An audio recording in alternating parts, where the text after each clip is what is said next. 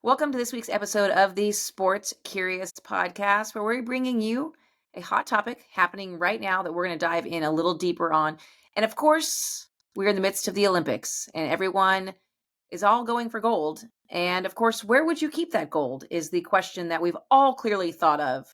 And to give you some insights into what athletes who have won gold and silver and bronze have done with their medals, we have the weirdest places that people have hidden their medals. Joining me to talk about this conversation about where maybe if you broke into our house, you'd find our Olympic medals, is my brother, my co-founder, my co-host, Scott. Scott, welcome to the podcast. Thank you for having me. It's an honor to be here to discuss one of the most important trophies you can win in sports, a medal in the Olympics. And what would Right. you do with it? Well, if you think about it, right, when you win a trophy as an athlete, if you win the Super Bowl trophy or the Stanley Cup, you don't get a trophy. No, and you're certainly not hiding the Stanley Cup in your sock drawer. No, you are definitely not. That you're not hiding that. Like if you have maybe like one of those big freezers you'd put a body in, like maybe one of those, you could hide it, but that's about it. Yes, this is one of the most unique trophies in sports, technically, even though it's a medal. So when you win it as a professional athlete, if we win the Super Bowl, we get a Super Bowl ring. hmm They get Olympic medals. I'm assuming there's no other swag that comes with that, just the medal Just the medal and some money. and some money. Yeah, talk to me about, every country has a different dollar amount they reward their athletes with for a gold, silver, or bronze. I think when we lived in Singapore, I remember it being like a gold medalist, which there aren't many typically from Singapore. I feel like it was like $1 million, Yeah, it can but they vary. only had like 7 athletes. Yeah, it can vary by country. Singapore's not producing the same amount of high talent Olympians that we are, so they can offer as much as they want or as little as That's they true. want. There's not nearly as many people, so that happens that way. So talk to me about how much our Olympians, our American Olympians, are making for winning gold. Yeah, so most of the money that these athletes make in the Olympics comes from medals, which the U.S. Olympic Paralympic Committee runs Project Gold. And for gold medals, they'll win $37,500. For silver, $22,500, and then for bronze, $15,000. Interesting. Yeah, I mean, you're right. These athletes, their money comes from winning the gold medal or winning the medal and from sponsorships. Yes, and if you're someone like Michael Phelps, who has 28 medals, I think you're doing pretty well. Yeah. But if you've only got one bronze medal and you're, I don't know, a discus thrower, it's not as great. So you need sponsorships as well. Well, what I'm intrigued by, and I don't know the answer to this precisely, but you see these. Let's say it's a Visa commercial, and you're a discus thrower, and you're in this Visa hmm commercial. But as a proud sponsor of the U.S. Olympic teams, chances are that very small portion of that money probably goes to that athlete. The majority of it probably goes to the overall U.S. Olympic team budget. I'm assuming. And I think it depends on the level of athlete as well. So Yeah, obviously, obviously. that's just how things work in life. If you're more popular and successful, you're going to make more. But I'm sure they're all thankful for any money they can get. Yeah, it's true. So we're here to talk about where the medals go. Where do we hide them? We hear about actors and actresses who put their Oscar in the bathroom or on the mantle or wherever that might be, holds the toilet paper roll. But seems to be the common denominator for a lot of Olympic athletes is to hide the medal in their sock drawer. That's a long and extensive list of sock drawer hiders. I'm guessing just because it's sock, they won't get chipped or ruined. Oh, maybe Has true. some insulation, and I guess most people wouldn't think to look in the sock drawer. Although after this So, podcast, they might have to move.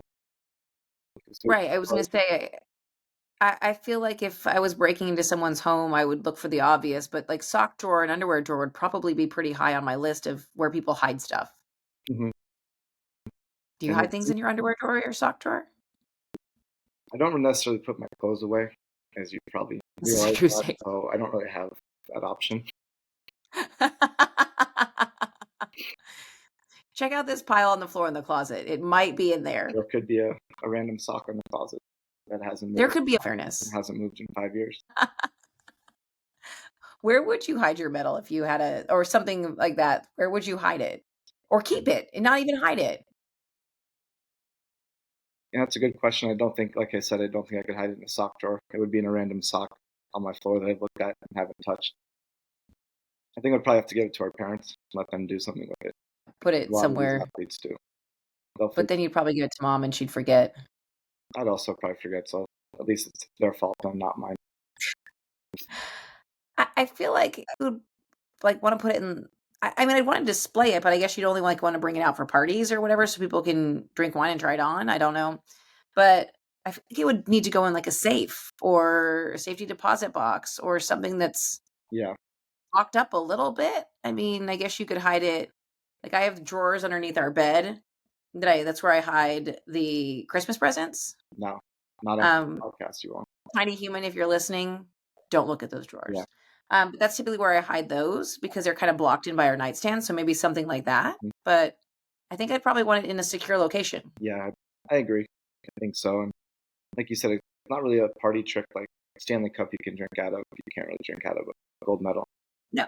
Like I said, people would come over and have too much to drink and try it on and take pictures with it, but it's not like you can, fill it like a punch bowl. No. Yeah, and it's interesting, the medals this year every year, Japan did something different, I think they used recycled materials for the medals in Japan, but they are really cool this year in Paris. Paris is doing something only Paris can do. They're including a piece of the Eiffel Tower in every medal. So That's super cool. one of the most unique medal they can give out. Yeah. That is very cool, and if you've ever been to Paris, the Eiffel Tower is just it's mind-blowing how big it is, because being from Las Vegas, Mhm. our Eiffel Tower is not that big. It's not comparable. No, it's massive. So a piece of the Eiffel Tower in Las Vegas in a medal wouldn't be as exciting. Well, there's a lot less pieces of it, so maybe it becomes more unique. Something to think about now. So we have the sock drawer, and we have athletes like Apollo Anton Ono. We have Mary Lou Retton, Sue Bird, Jessica Mendoza, who's a softball player who now broadcasts for baseball. They all hide their medals in Natalie Coughlin, all in the sock drawer. Now, what else do we have? Right, the sock drawer. Mhm. Give me some other fun opportunities here for places that people hide stuff. I mean, I think it's all very random. It just kind of depends on the athlete. I know Michael Phelps had previously, he kept his medals in a makeup bag wrapped in a t-shirt. And that, I feel like it's got to be like a suitcase at this point. yeah, the amount of medals he has, he may have had to upgrade to like a utility suitcase of some sort. Yeah. I mean, I don't know about I am not a makeup artist, so my bag is much smaller that maybe would fit like 5 medals in it, but when you have 20, you say I 28, think it's 28, yeah. that's a commitment. And I mean, safekeeping, they're not going to get scratched or anything like that, so it's smart. But at this point, who knows what But he's up also, like, to? wouldn't you wanna I don't know. I feel like that's like, if they get scratched, they get used. I guess that's how my brain works of Hmm. why hide it, wear it. I mean, not that you're gonna wear a medal out to the grocery store, but, you know, You could if you felt fancy. if you're going to the fancy grocery store, you can. Whole Foods. Now, Jordan Childs, she did the same thing as you. She gave it what would do, gave it to her parents, her parents have it in a safe. Now, let's She's talk already about Carl. in the house What's that? she bought for her parents, so that's In all. a house she bought for her parents. So Okay, well, that makes split the sense money then. from the medals, so that's kind of the next level. That is next level Hmm. in all fairness. Like, you're right. You're right.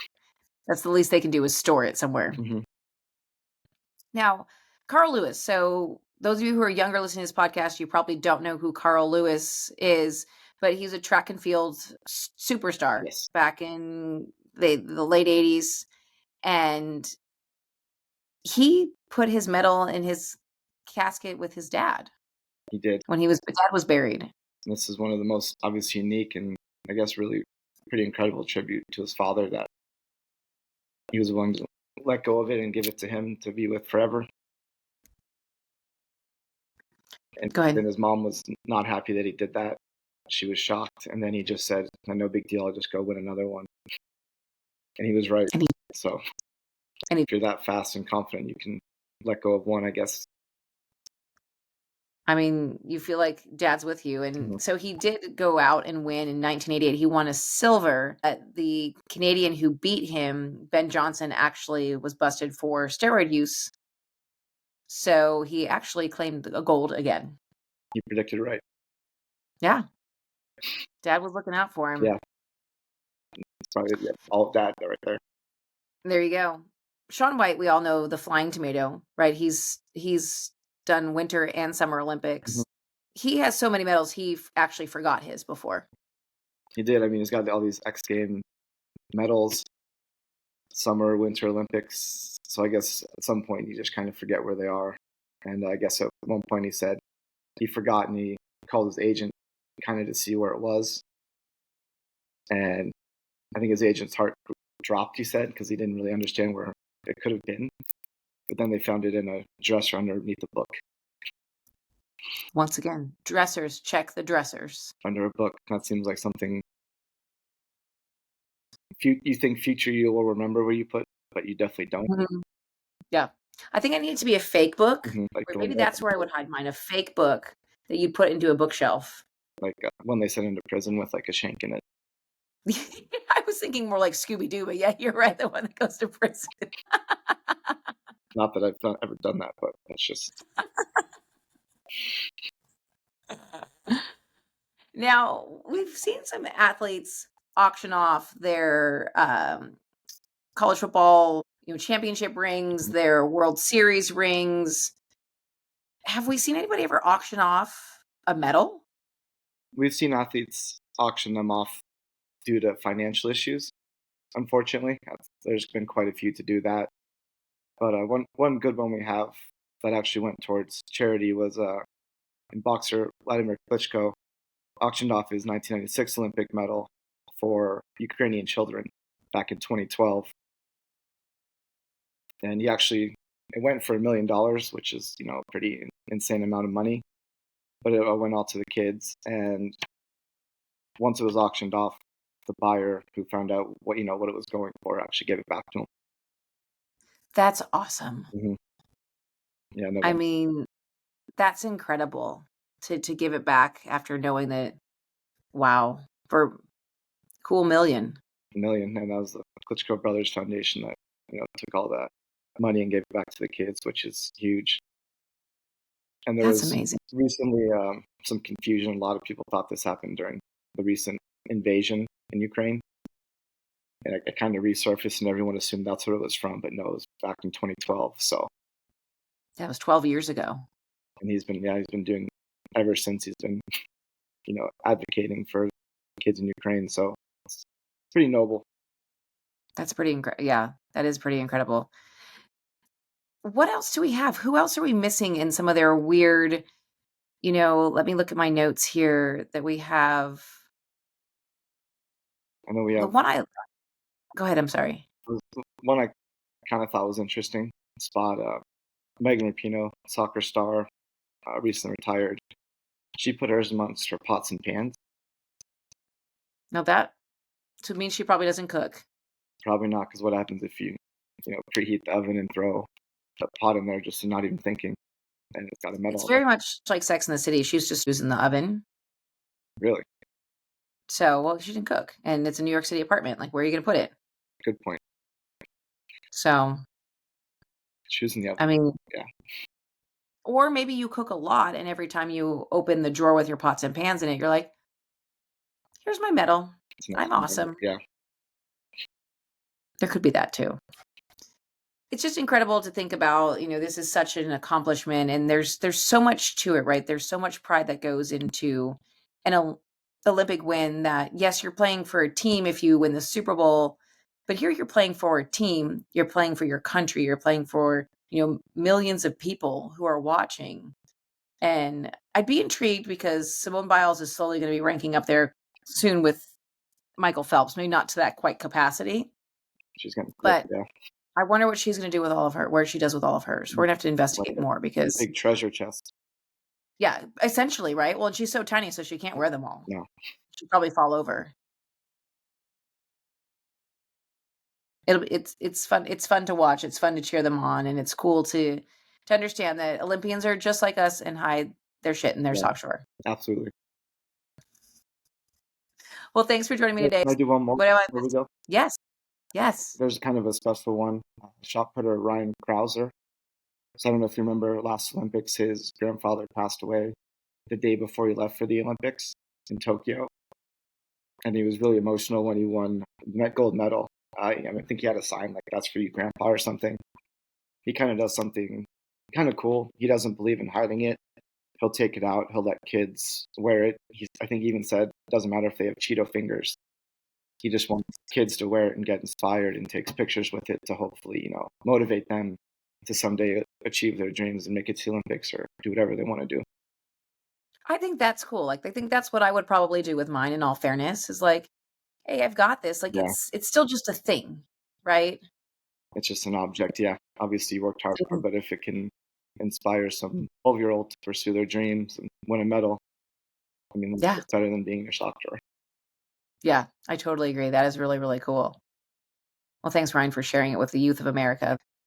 That was what will drive our next Olympians. So I can't wait to hear the stories in 10 years of those kids who've met him and are doing what they're doing. So, Of course.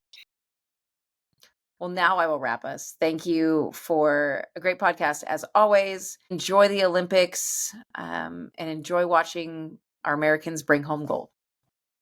Go USA.